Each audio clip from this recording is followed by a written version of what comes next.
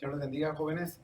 Gracias a Dios, primeramente, por el privilegio y la oportunidad que tenemos de, por este medio, llegar hasta sus hogares. Estoy infinitamente agradecido por, en este 19º aniversario de Juventud en Acción aquí en el sur de California, a tener la oportunidad de exponer la palabra de Dios. También quiero agradecer a los hermanos organizadores de esta actividad y que sigan tomándonos en cuenta, pero sobre todo el trabajo que han hecho durante estos 19 años. Ya en los inicios de Juventud en Acción, recuerdo que otros hermanos fueron los que dieron inicios y gracias a Dios que ahora aquellos que eran unos niños en aquel tiempo, ahora jóvenes, ahora adultos están tomando la dirección de este programa. Así que agradecemos a Dios por ese hermoso privilegio de poder participar en este programa de Juventud en Acción. El tema que me ha sido dado es el tema de yo soy el camino, la verdad y la vida. Cuando se usa la expresión yo soy, a nuestro Señor Jesucristo estaba hablando en un lenguaje que era bien entendido fácilmente por los judíos. La expresión yo soy hablaba acerca de la persona de Dios.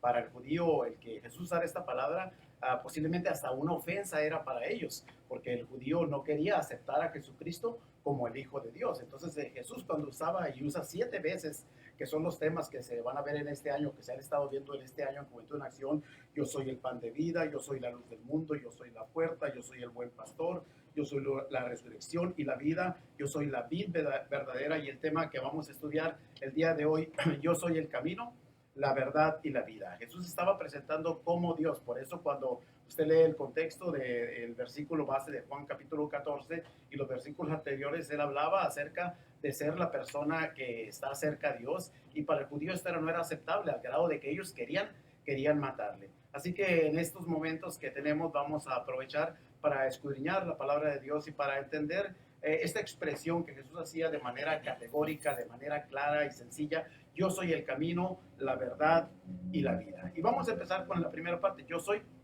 el camino.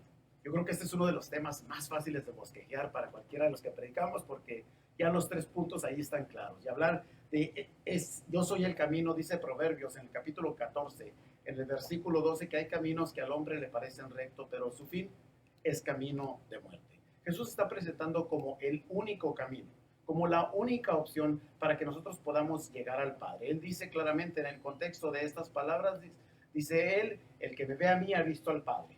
Entonces, cuando nosotros estamos tratando de ver lo que Jesús dice acerca de yo soy el camino, está presentándonos la dirección, la directriz de cómo nosotros llegar al Padre, de cómo nosotros estar en la presencia de Dios. El hombre tiende a pensar y a creer que él tiene el conocimiento adecuado para poderse dirigir en esta vida.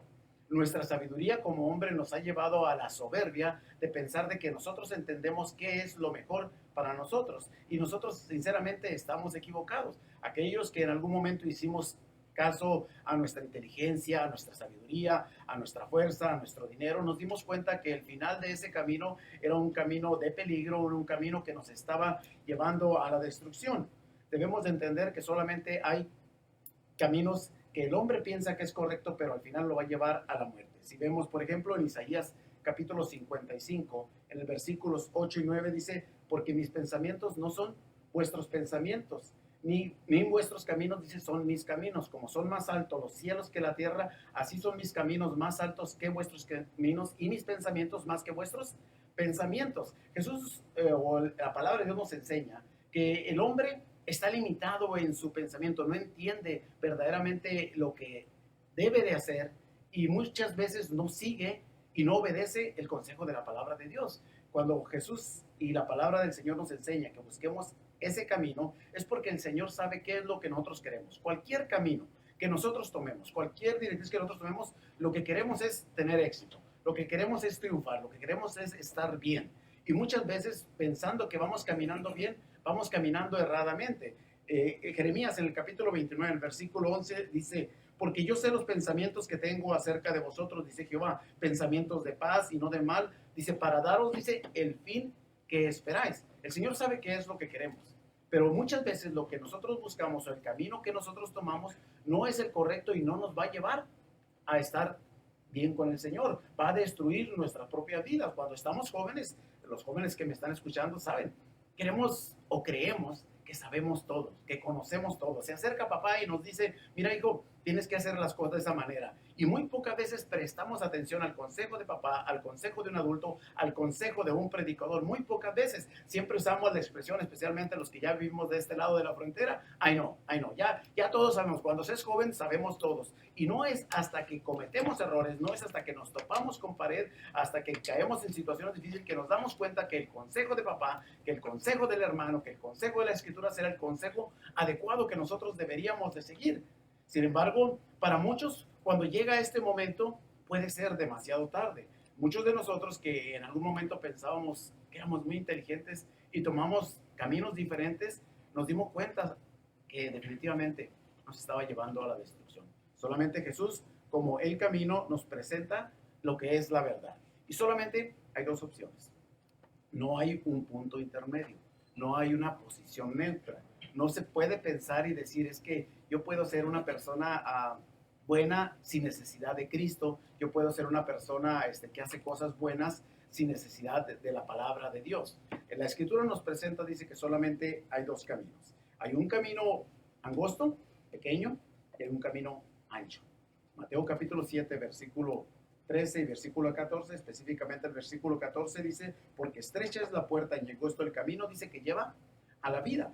Nosotros pensamos que todos los caminos van a llevarnos al éxito, pero no puede ser que usted camine por un camino, que yo camine por otro camino y que otra persona camine por otro camino y que los tres lleguemos al mismo destino. Esto no es posible. Cada camino va a llevar a un diferente final, a un diferente término. Y cuando la Escritura nos presenta a Jesús como el camino, nos está presentando de una manera real la única elección que tenemos. O estamos con Dios, dice la Escritura, o estamos en contra de Dios. Muchas personas no entienden y no quieren creer esta parte de estar en contra de Dios. Dicen, no, es que yo no tengo nada en contra de la religión, es que yo no tengo nada en contra de Dios. Pero cuando no estás con Dios, te conviertes en enemigo de Él, porque es lo que dice la Escritura, el que no es conmigo, contra mí es. El que conmigo no recoge, dice, desparrama.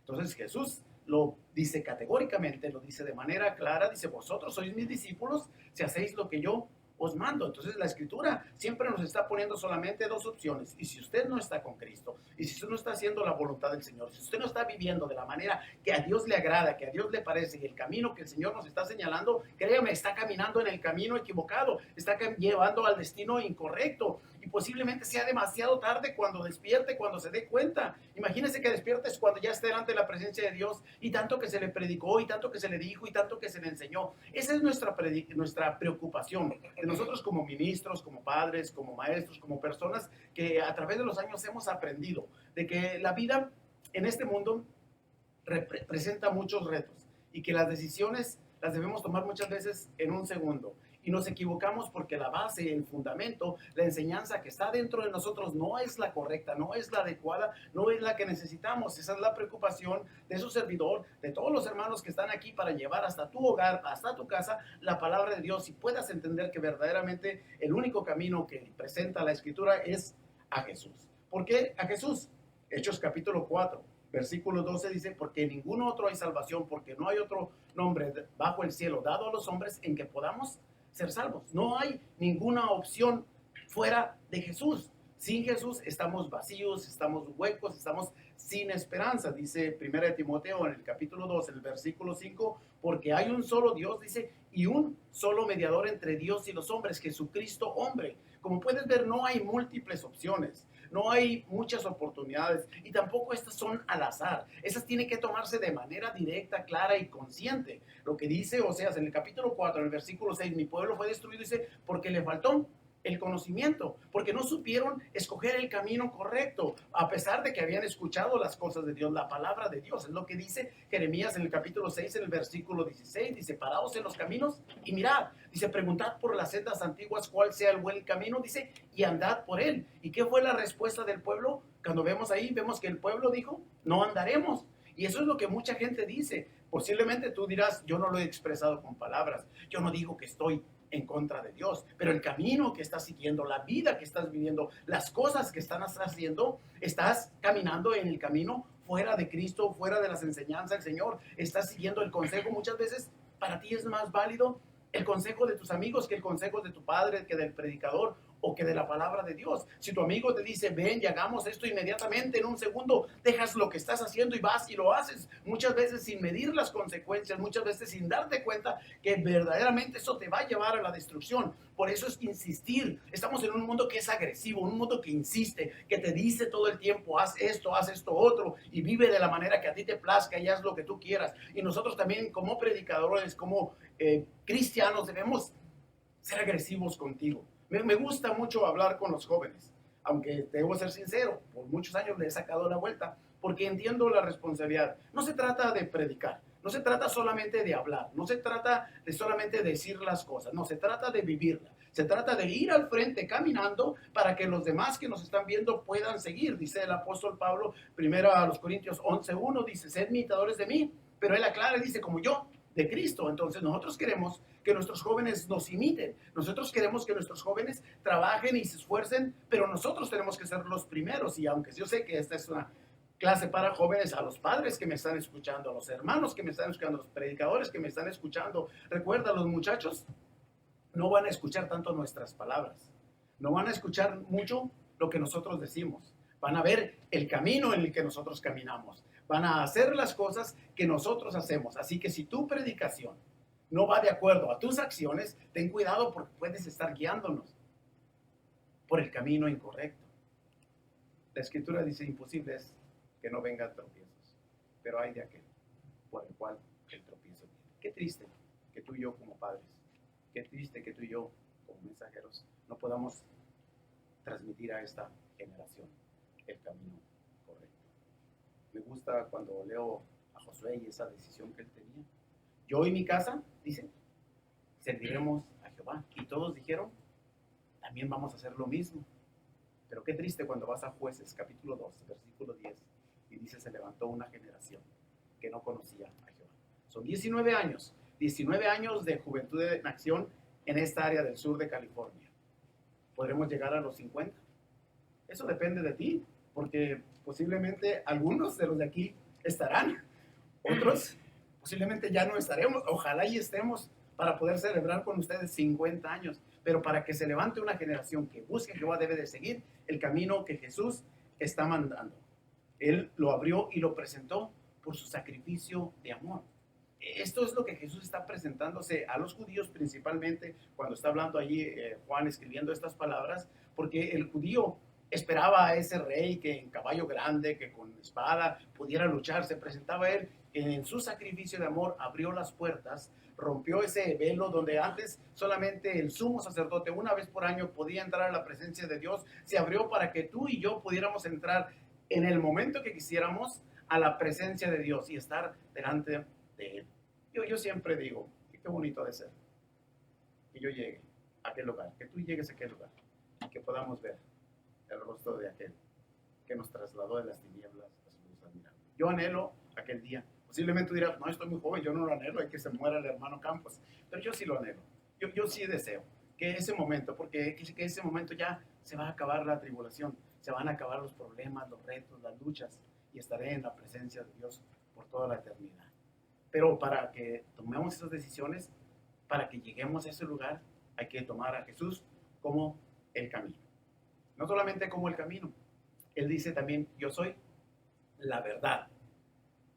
Cuando hablamos de la verdad, en este mundo tan relativo, este mundo donde el mundo cree que la verdad no es absoluta, que depende de tu verdad, la verdad de él, la verdad del otro, y cada quien tiene su versión de la verdad. Ellos piensan que la verdad cambia de acuerdo a la cultura, de acuerdo a los tiempos, de acuerdo a las costumbres, de acuerdo a los principios, de acuerdo a los gustos. Y la verdad escritural no cambia. La palabra de Dios es inmutable, es la misma predicación que Jesús dio en el primer siglo, es la misma predicación que hoy en este día predicamos en el siglo XXI.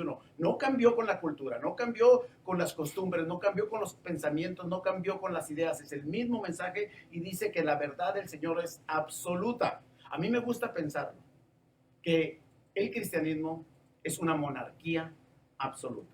Y a muchos no les parece esa. Pero me gusta. Él es el soberano, rey, manda, y yo simplemente un súbdito y obedezco. En esa relación entiendo cuál es mi papel. Él habla y habla palabra de verdad. Y si yo escucho la palabra de verdad, si yo escucho el mensaje de la palabra de Dios y lo escucho de manera completa, dice Juan 17:17, santifícalos en tu verdad. Tu palabra, dice, es verdad. Muchas veces la gente se conforma con la verdad a medias o con un poquito de verdad.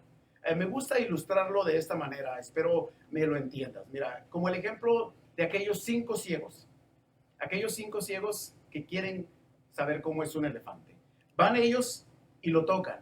El primero toca la trompa del elefante y dice, oh, el elefante dice, es como una víbora. El otro toca el colmillo del elefante y dice, no, el elefante no es como una víbora, es como una lanza fuerte y puntiaguda. El otro dice, no, están equivocados, es como una pared. Yo lo he tocado con mis manos y está duro y es como una pared. El otro dice, no, es como un tronco fuerte, frondoso. Y el último dice, no, es como una pequeña cuerda. Lo toqué, dice, y es una pequeña cuerda. La pregunta es, ¿quién de ellos estaba mintiendo? ¿Quién de ellos estaba equivocado? Si me voy a la mente de cada una de las cinco personas, todas fueron honestas, todas fueron claras, todas fueron directas y dijeron lo que sus manos palparon y lo que ellos sintieron. Pero significa que el elefante es una serpiente, significa que el elefante es una lanza, una pared, un tronco o una cuerda. No. Si no ves el todo, entonces simplemente te conformas con un pequeño de verdad, con un poquito de verdad. Y tenemos nosotros que estar conscientes de que la palabra de Dios es igual.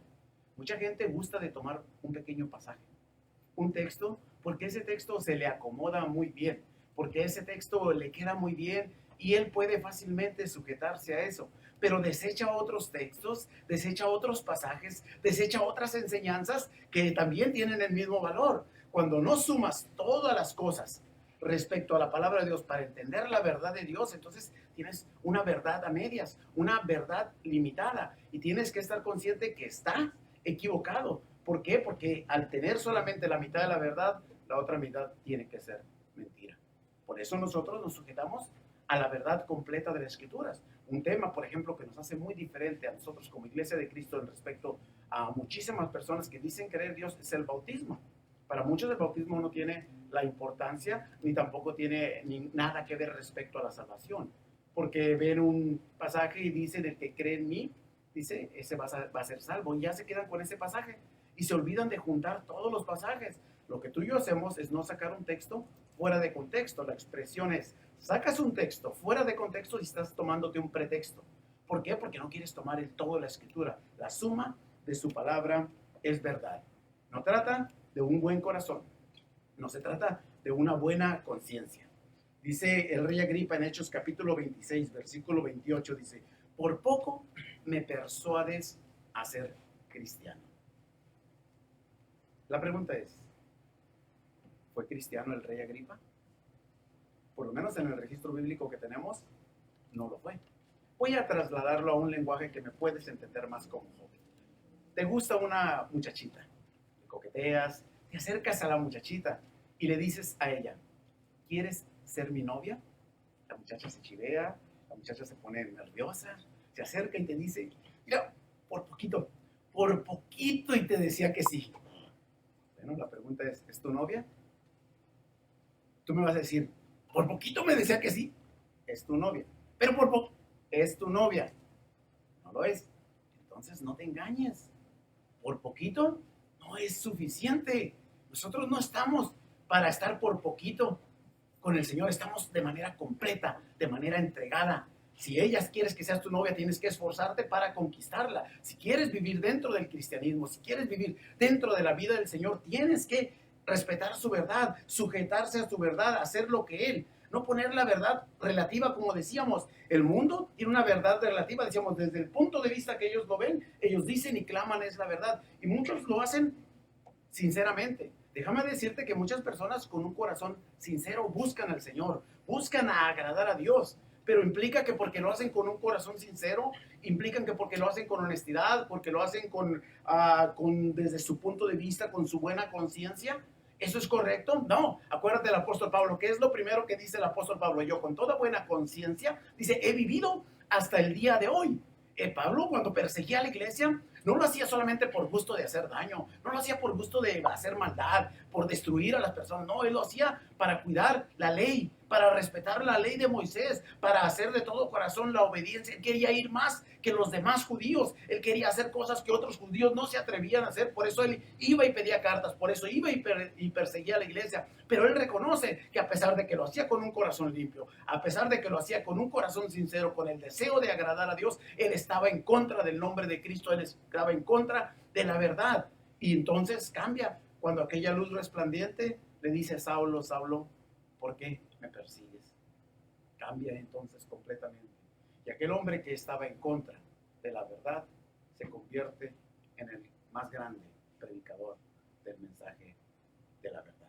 Así que la verdad no está sujeta a tu punto de vista. La verdad no está sujeta a tu sinceridad. La verdad tampoco está sujeta a tu buena conciencia. Sí, qué bueno tener un punto de vista. Qué bueno es ser sincero. Qué bueno es tener una buena conciencia. Pero tiene que ser de acuerdo a la verdad ya establecida en la palabra del Señor. Los judíos, dice Juan capítulo 8, versículo 31, Jesús habla a los judíos y les dice: si vosotros, dice, permanecieres en mi palabra, dice, seréis verdaderamente mis discípulos. Y luego dice: y conoceréis la verdad. Y la verdad, dice, os hará libres. Cuando nosotros verdaderamente conocemos la palabra de Dios, el mensaje de Dios, entonces obtenemos la libertad. Tú me dirás: pues si no estoy encadenado, yo soy libre de hacer lo que quiera. No, el adversario, si no has venido a los pies del Señor, te tiene encadenado, te tiene sujeto, te tiene de alguna manera atado para que tú no te presentes como la verdad. Estamos en un mundo lleno de oscuridad, estamos en un mundo lleno de tanto sufrimiento y dolor. Y tú, que conoces la verdad, ¿la callas? Y tú, que conoces la verdad y conoces el mensaje de Dios, quedas en silencio. Dices que amas a tus compañeros de trabajo, a tus amigos de tu escuela, a tus amigos con los que convives mucho, y no les presentas a Cristo, y no les presentas la verdad. Hay un canto en uno de los himnarios que usamos, himnario negro, dice: nunca me hablaste de...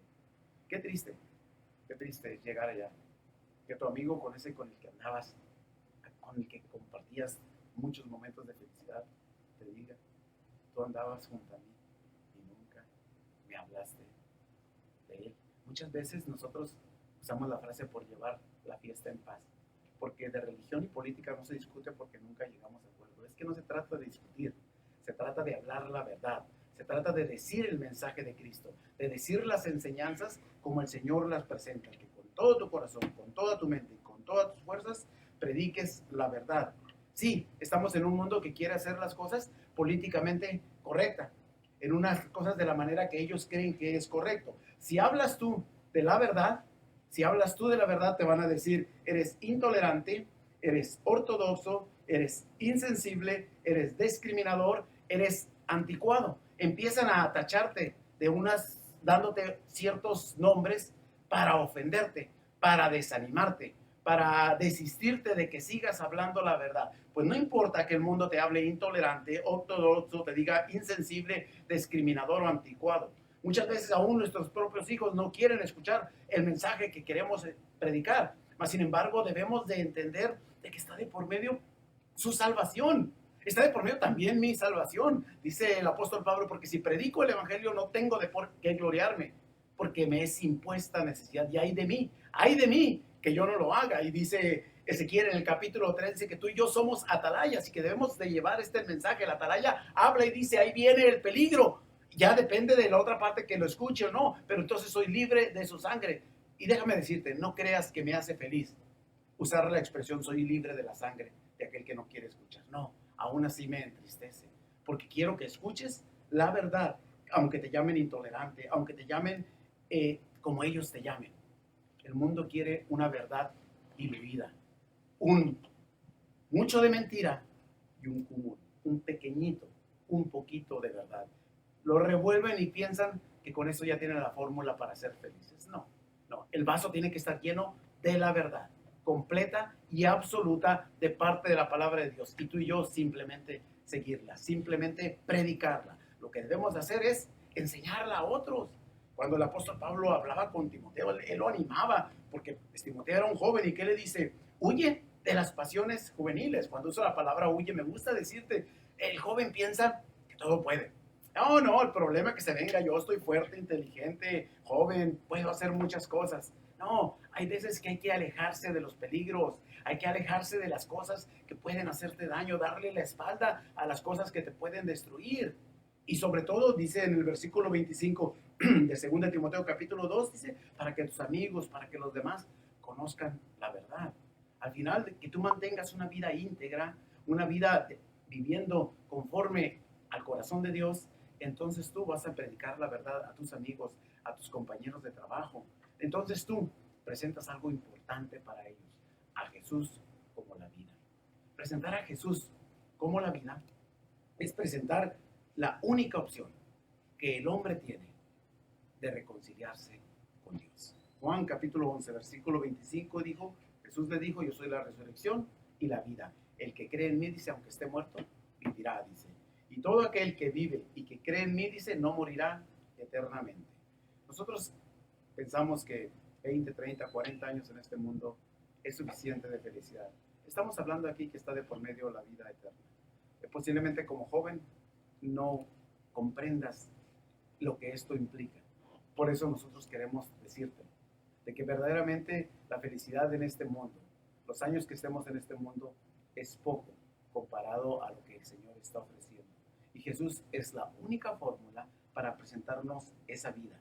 Cuando nosotros estábamos muertos en nuestros pecados, dice Efesios capítulo 2, del versículo 1 al 5, cuando estábamos muertos nosotros en nuestro pecado, Él dice, nos trasladó, nos cambió, nos puso, estando muertos en nuestros pecados, nos dio vida juntamente, dice, con Cristo. Entonces nosotros, aquellos que no teníamos esperanza, aquellos que no teníamos oportunidad a venir a Jesús, o tuvimos una vida nueva, una vida transformada, una vida que cambió. Cuando la gente quiere seguir a Jesús, pone muchos pretextos. Ellos tratan de siempre de autosatisfacerse diciendo, sí, sí lo voy a hacer, pero déjame hacer estas cosas. A Jesús le dijeron, déjame, te voy a seguir, voy a seguirte, pero déjame y entierre a mis padres. Y Jesús dijo de manera clara, deja que los muertos entierren a sus muertos. Lucas 9:60. No podemos nosotros querer seguir al Señor y satisfacer al mundo. No podemos nosotros buscar la vida y no querer vivirla de la manera que Dios enseña. Nicodemo, cuando hablaba con Jesús, no entendía estas cosas. Y pregunta él en Juan capítulo 3, versículo 4, ¿cómo puede un hombre viejo?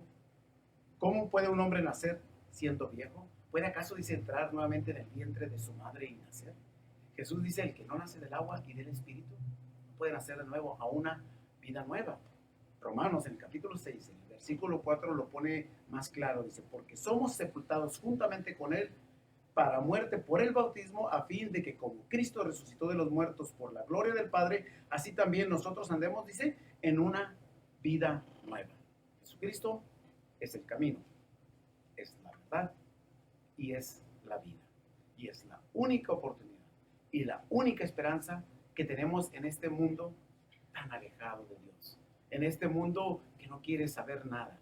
La juventud, los mismos adultos, la generación actual está aborreciendo todo lo que tiene que ver con Jesús, todo lo que tiene que ver con la palabra de Dios.